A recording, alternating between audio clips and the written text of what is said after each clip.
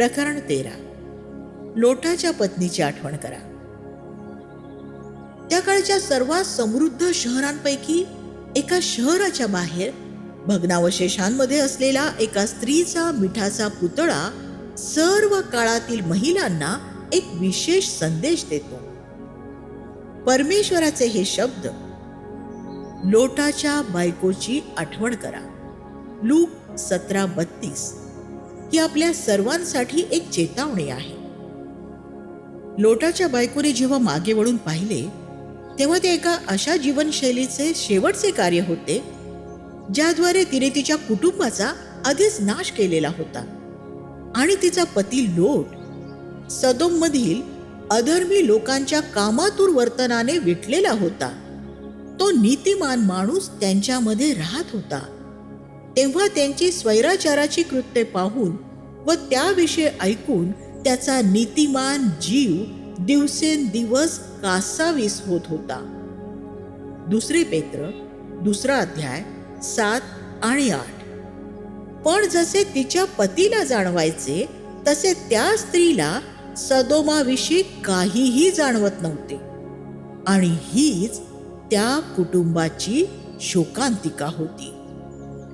तिच्यामध्ये परमेश्वराचे कसलेही भय नव्हते. म्हणूनच ती आपल्या मुलींना सुद्धा परमेश्वराचे भय धरायला शिकवू शकली नव्हती. कदाचित तिच्या मुली मोठ्या होत असताना ती तिच्या सामाजिक जीवनात खूप व्यस्त राहिली असावी. ती एका प्रतिष्ठित व्यापाऱ्याची पत्नी होती आणि तिच्या मुलींनाही सदोमच्या समाजामध्ये स्वीकारले गेले होते ह्याचा तिला अभिमान होता. तिच्या पतीच्या सर्व प्रकारच्या आक्षेपांना झुगारून तिने आपल्या मुलींना सदोमची जीवनशैली आणि फॅशन स्वीकारण्यास आणि नंतर सदोमच्याच 2 चलाख तरुणांशी लग्न करण्यास परवानगी दिली असणार.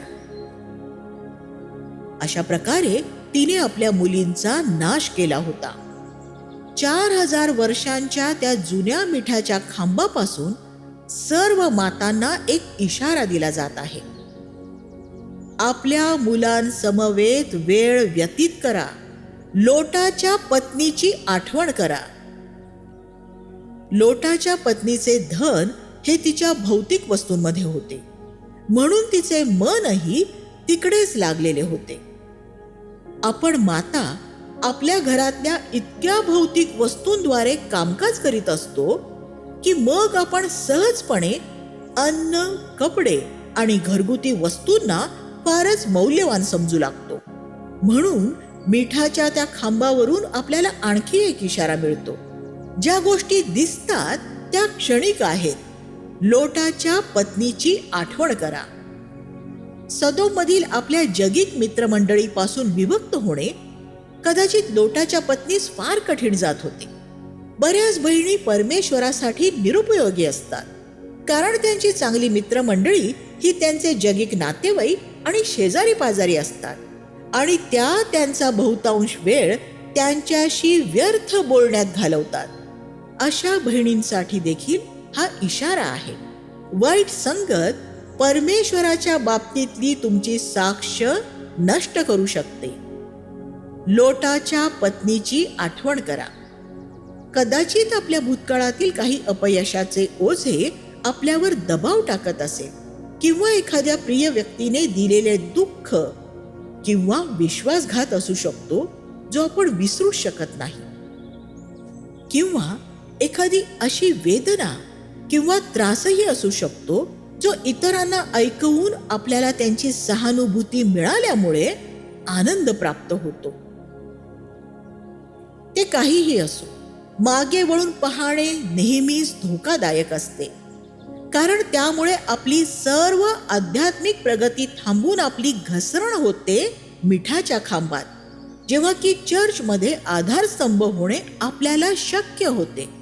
होय, देवाचे वचन सांगते की जर बहिणींनी पापावर विजय मिळवला तर त्या देखील मंदिरातील स्तंभ बनू शकतात. प्रकटीकरण 3:12. म्हणून आपण चेतावणीकडे लक्ष द्यावे. भूतकाळ विसरून जावा, त्याचा जास्त विचार करू नये. लोटाच्या पत्नीची आठवण करा. आपला जीव घेऊन पळ, मागे पाहू नकोस व खोऱ्यात कोठे थांबू नकोस. डोंगराकडे पळ काढ, नाहीतर तुझा संहार होईल. अशी दूतांची हाक लोटाच्या कुटुंबाला होती.